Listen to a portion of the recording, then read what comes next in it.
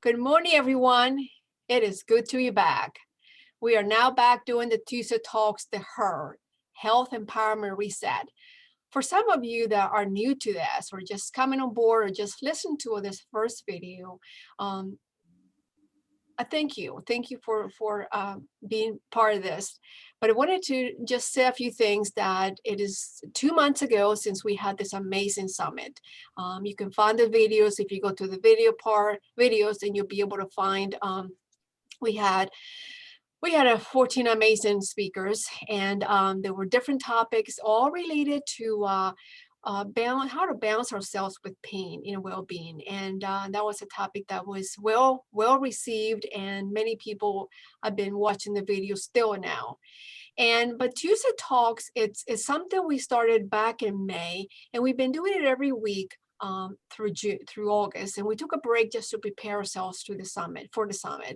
And those topics, we just bring in professionals to the table and just talk about any topics related to health and wellness.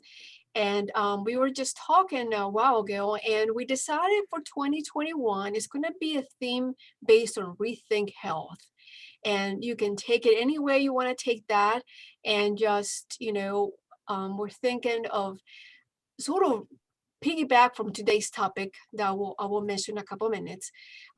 That is a topic that it is not just one-time conversation, and you'll understand why in a couple of minutes.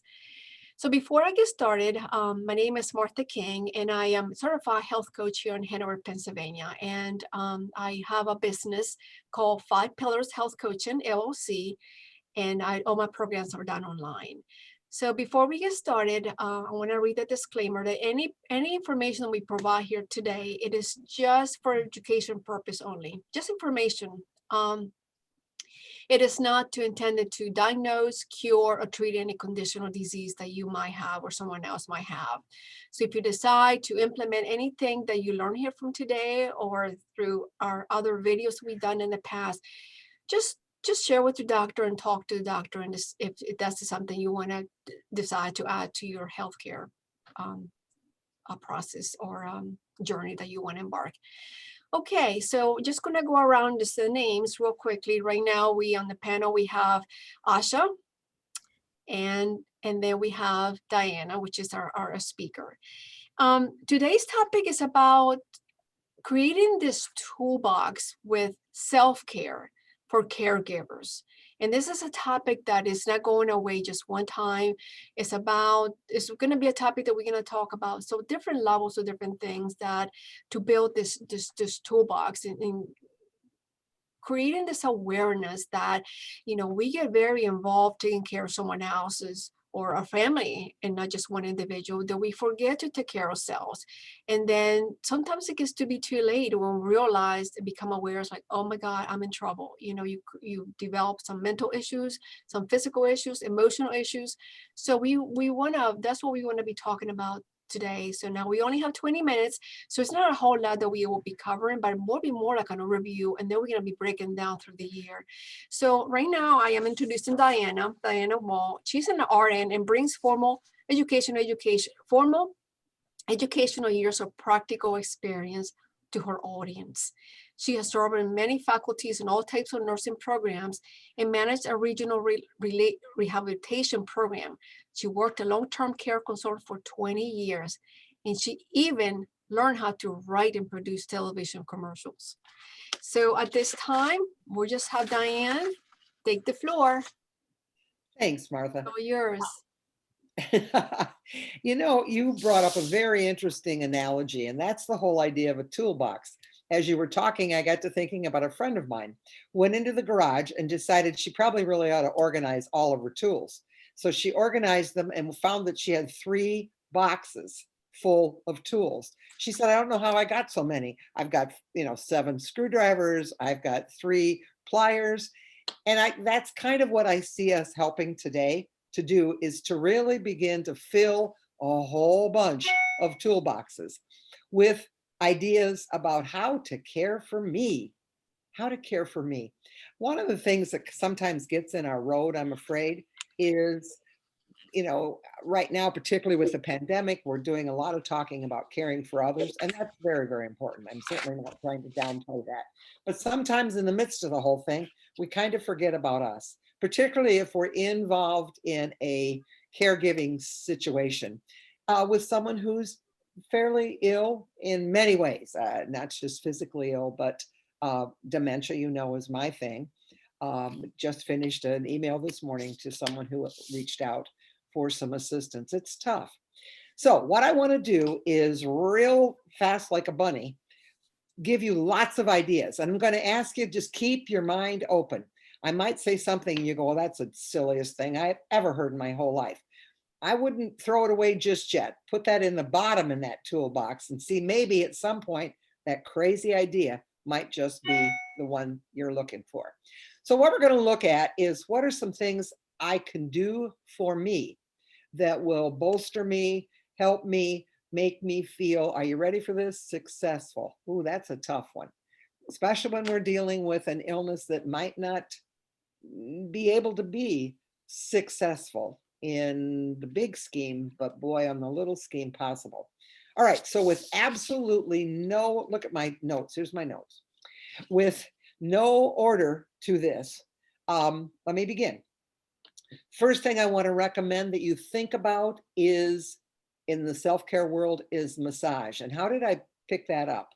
Actually, on my video, I did a video a long time ago with a group of family members and with folks that had memory loss. And the one lady said, I'm going to tell you what I've done. I said, oh, okay, what have you done? Well, she said, I have done two things. Number one, she had had her husband in a daycare program so that she had some time to herself. And she said it got to the point where he's saying, I've got to go. They need me over there. And it became very positive from that standpoint. But for herself, she said, my children bought me a series of massages. And I thought, oh, now that's just frivolous. Why would I want a massage? And she said, I've got to tell you, it's been one of the things that has really, really, really kept me even. So my first on my big long list is consider massage. I think it's extremely beneficial for me. Okay, now some people talk about meditation, and I think it's difficult unless you have a guide or someone that can help you with this. I happened to bump across a site on the internet called Insight Timer. I don't know if you're familiar with that, Martha. It has all kinds of sounds, all kinds of links, all kinds of supports so that you can actually deal with just trying to clear your mind and concentrate.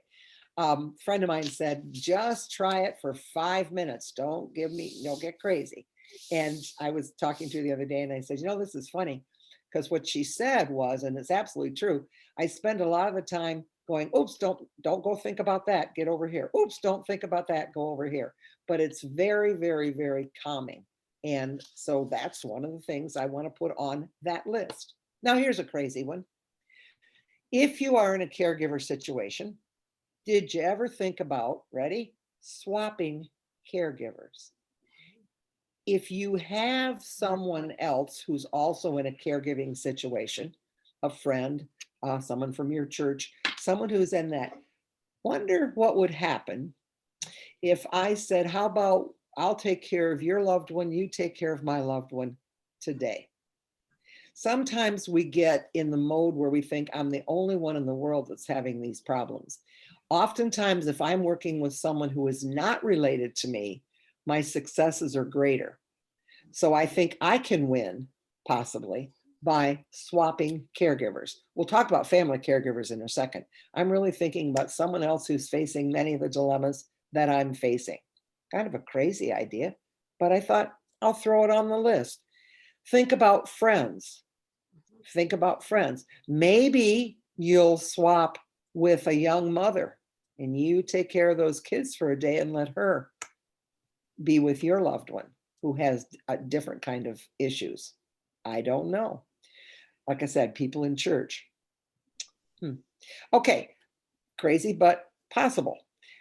Right with that, I want to talk about support groups. For most situations that are long-term, there are support groups.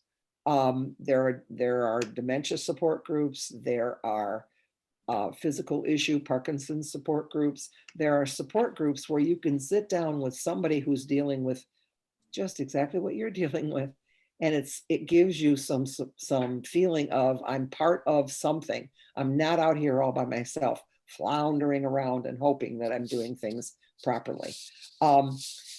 Rehab issues. There's all kinds of groups that are out there that, excuse me, that can help you with that. How about this one? One of the things that often happens as caregivers is we don't feel that we're being productive. I'm working and I'm working and I'm working, and I'm doing the same thing every day. And excuse me, I don't know if I'm really making a difference or not. What can you do? Simple, simple, simple. Don't get crazed here. That can make you feel productive. I know this is going to sound silly, but how about crafts? If there's something that you enjoy doing, recently I've picked up the craft of quilling, which takes time, ends up with a beautiful product. I can stop in the middle of it. I only need to make 3 petals if that's how I'm feeling. But when I walk away and come back, I've got 3 petals that I did. I did this and it's lasting. Those darn petals are staying right there, right where I put them. How about music?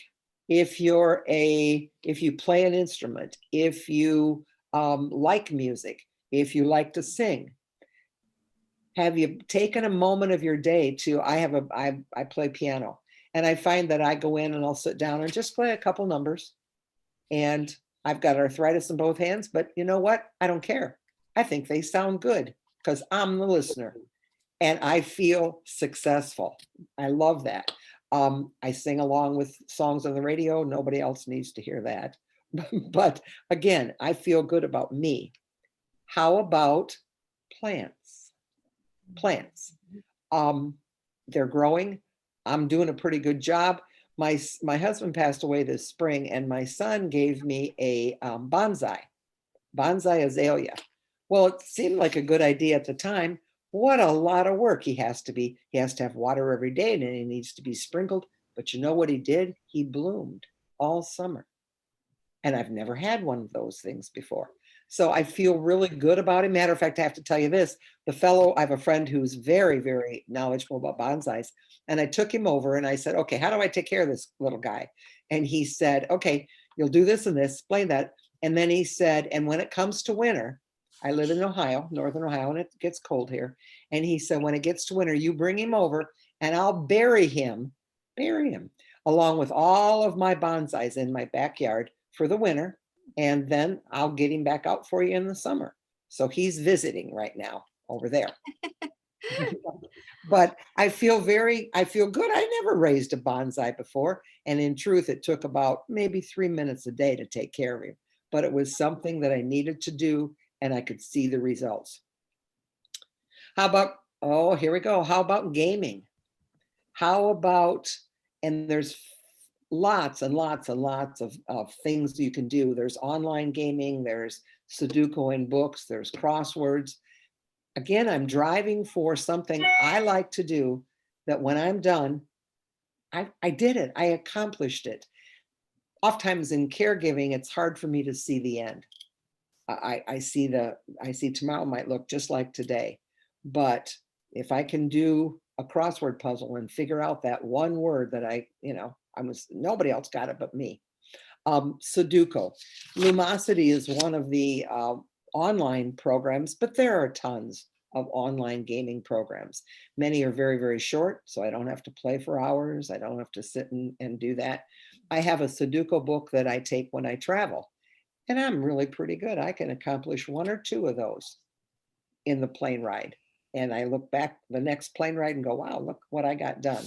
Anything I can do to make myself feel useful and successful. You've heard that last time, didn't you? How about spirituality? What do I have as a base of spirituality, a support system of spirituality? And that's a very, very broad topic. And, I'm not driving to any particular organization or belief system, but something that makes me feel that I'm connected. I'm connected in a bigger sense. And I know that there's support out there. I know there's support out there for me. So how am I using that? What do I read? What do I listen to? Okay. What do I like? The Indian flutes, those wooden flutes. To me, they're very spiritual, and I really enjoy listening to those. Okay, now one of the things I want to say, all these sound wonderful, don't they? I want to tell you it's okay to scream and cry and holler and be unhappy with what's going on in your life. Because oftentimes we try to act like, oh, this is fine, I can handle everything. We're human. And what we do is stuff until sometimes it all comes out in not such a good way.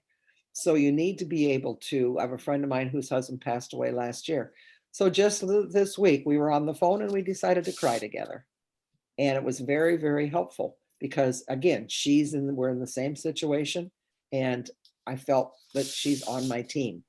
Okay, now wait a minute. I wrote too little and I have to pick it up so I can read. Don't set yourself up for failure with expectations that are way beyond possibility. I don't mean be negative, but we're going to take this one day at a time. And if we make it through today with and I'll use dementia as an example, since that's my area of expertise. If I can work through today and have one good conversation, I got it today. One of my clients was telling me some things that were very helpful to me. And he said, you need to set yourself up for success in this way. If there are things that are expensive, for instance, an expensive ring, and they love the ring, can you change the diamond out for a CZ so they can still have the ring, but you don't have any of the, oh my gosh, what if they lose that? I'll have to tell you a funny story.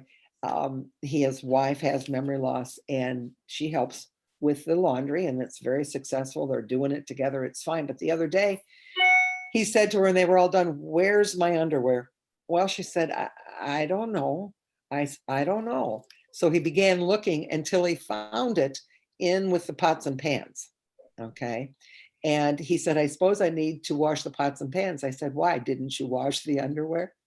And he said, that's right. It was all clean laundry. And the ability to look at something that seems so, she was very vibrant and now she's got the underwear in the pots and pans drawer, but the ability to laugh at it, just like you can cry about it. Okay. Let me see. I think I've got 2 minutes left. There was one thing I wanted to share, and this is really interesting. I sent this to Martha.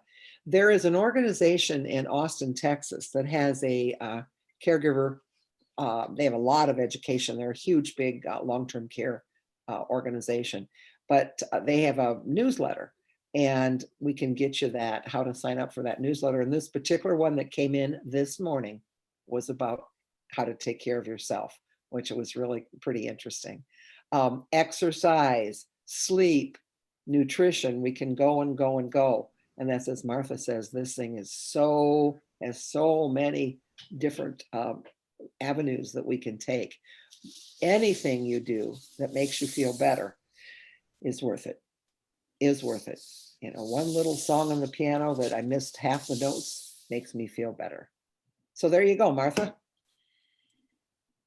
Well, there were some amazing tools and, while I'm talking, I'm making notes and then of course I can add more to the toolbox or maybe create a whole new one, like Diana said at the very beginning, you might need to have more than once because you feel that so fast, so quickly, and you have no awareness of what's in there. And after a while, even a hammer can be used for different things, but there are sizes of hammer. There's different ways of using the hammer. So the same thing principle with this. So I want to sort of piggyback on some of the things that you mentioned real quick here. When you talk about not setting yourself for expectations, just bringing that level to no expectations at all. I want to talk about perfectionists. People tend to become very perfectionist. They feel I can do this on my own. I'm a superhuman that I don't need friends. And as it turned out, it can get yourself in big trouble.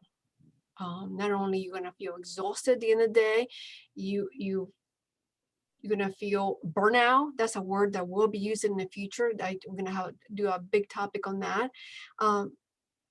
So I wanna bring that out there.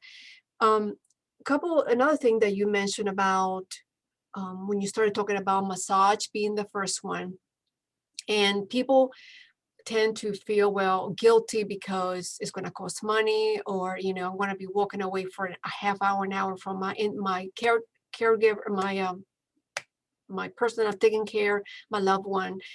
And actually, if you are not fueled, if you're not balanced, if you are not keeping with yourself, you're not going to be worth anything. Meaning that you're going to be too tired or too exhausted and too miserable and too sick to be able to take care of your loved one. You're sick, and that he or she's ill. So that's very, very important. So when I talk about massage, there's also not just the idea of going to get a massage, but the idea of feeling touched, because that's a lot of healing, when there is a lot of our meridian points in our body, and you may have had a touch from that individual, maybe you never had a hug from the individual, and of course now things are a little different, but you can still enjoy that and then not benefit just the massage, but it's a whole 100% benefit for him. So I understand where you come from, and I was glad you brought that up as a first tool, because I get a massage as well. When you talk about shifting that thinking way of, how can I do that? How can I go from this mode of, my God, not feeling guilty, and just go outside for a half hour and be able to do that, or just take a walk. I love the part when you said about swapping people, changing. And that's one of the things I had here is give yourself the gift to allow people to help you. And that I wanted to tie that to that as well. Give yourself pause. And I use the word a lot. So not just saying, okay, just actually pause, even use the word, and just to be able to reflect. You can ask yourself, am I unable this individual? Maybe the individual is aware of what he's doing, and they're afraid, of course, what they're going through, and they're using that fear mode onto you for you to help them, but at the same time it's not helping you. So just become aware of all that. Be very conscious about, in tune with your feelings, in tune with what you're hearing, in terms of tune with things that you're doing. So that's one of the things I want to, and when you pause, ask yourself, am I helping that individual, or am I hurting that individual? And the same thing, am I helping me, or am I hurting myself? So just when you pause, you have the time, that's couple of minutes, to actually think what you're going to be doing before you do it. Like they always said, don't respond based on your needs or fear. Give yourself space during the day. That's another one that, similar to some of the things you were saying, giving yourself, you caught up on, well, I got to do this and this and this, I got to feed them or whatever. And it's 2:00 and you haven't had anything to drink yourself, you're dehydrated. So, give yourself space to just little breaks. And then afterwards you can expand those breaks. I'm trying to think something else, but anyway, when you talk about connection and, just go back to the 5 pillars of health that we've talked about through the year, we talked about through the summit, when it comes to nutrition, sleep, movement, stress, and connection, and how all these play a big part as well. Let me see what else. This is good stuff. And like we said at the beginning, it is something that we can't just say like one time. I think it's important that we break in pieces, that we talk about one specific and just showing people some tips, how to do things, or yeah. I just thought, oh, I'm sorry. Go ahead. I just thought one more thing. Oh, I'm feedback. That's what I'm doing. And that is honesty. I think a very hard thing for us to do is to say to the person, if it's not a dementia person, if it's anyone else, to say to them, this sucks. This is tough. Yeah. Because you say, I can handle everything. I can handle the whole thing. It's no problem. No, that's not true. This is tough. Now, we're not going to stop there. We need to continue the conversation. You know, and what can we do to find that's good in the whole thing that's cooking right now? Exactly. You know, Exactly. but we need to be honest, because we try to act like there's no problem. There's no problem, and there is a problem. Yeah. Asha, would you like to contribute? Yes. Well, first of all, Diane, I love the idea of swapping. I never thought of that. I was a caregiver for a while. I know how exhausting it can be. And I think that swapping idea is wonderful for the caregiver and the person. It brings something new into everyone's life. So that's ace. The other thing is about hydration, drink water, because that is so important. And it's easy to forget, but that is really important. Here's a tip too. Many people today, because there's a whole study on water, energy and water, they will have a glass and they'll tape a word to it, you know, a beautiful word, but maybe it's a word of gratitude, but that water takes that on and you're drinking that, bringing it into your body. It's a simple thing. It works. You don't have to believe it. It's just something that does work. So I think that's a great thing, hydration.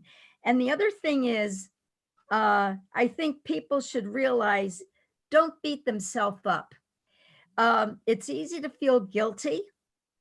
It's easy to hold on to guilt, and then you're on your way with something and that thing comes back in your mind.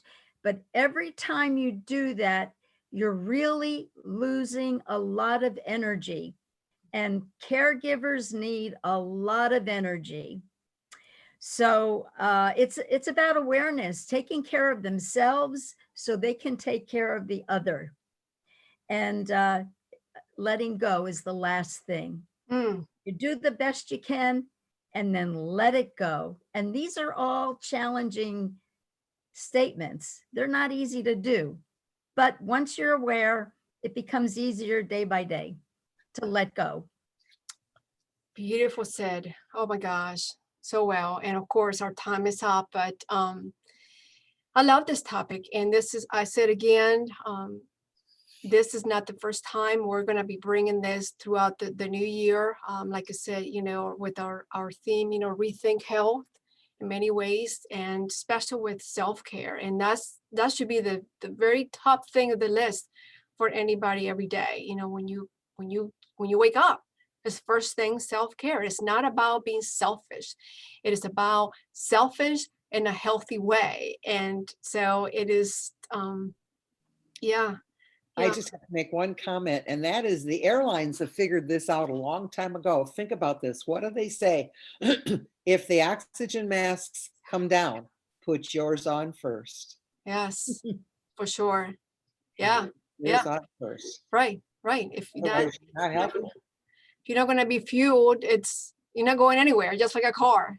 Yep. Exactly. So, okay, well, our time is up again already. And we want to thank you for many of you that watch this, will be watching this. And if you have any interest, if you have any questions for any of us, you may do so. You can write any of the questions below after I post the video. So not sure we're going to have the next one in December, what's going to be, but we're still just talking about some things, and but definitely this topic, it is not going away, and this is one that we'll be talking a lot in next year. So thank you, everyone. Thank you for attending.